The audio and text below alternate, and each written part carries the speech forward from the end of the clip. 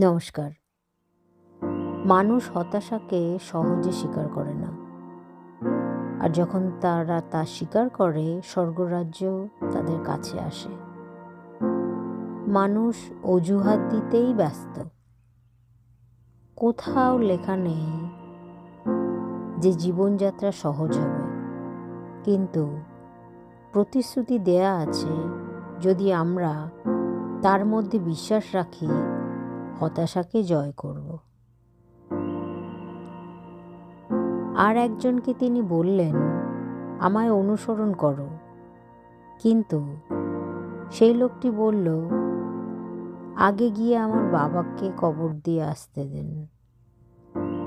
কিন্তু যিশু তাকে বললেন, মৃতরাই তাদের মৃতদের কবর দেবে।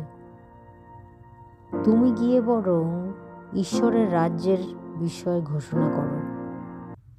আর একজন লোক বলল, প্রভু, আমি আপনার অনুসারী হব, কিন্তু প্রথমে আমার বাড়ির সকলকে বিদায় জানিয়ে আসতে দেন। কিন্তু যিশু তাকে বললেন, লাঙ্গলে হাত রেখে যে পেছন ফিরে তাকায়, সে ঈশ্বরের রাজ্যের যোগ্য নয়। জয় যিশু। ধন্যবাদ।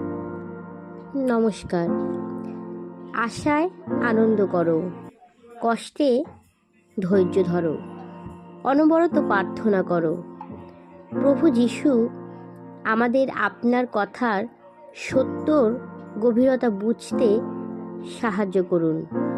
যখন আপনি আমাদের বুঝতে সক্ষম করবেন বা সক্ষম করাবেন, আমরা তখনই বুঝতে সক্ষম হব,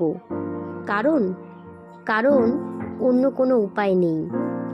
সেটাও আমরা এখন বোঝার চেষ্টা করছি যে আপনি ঘুষ খান না।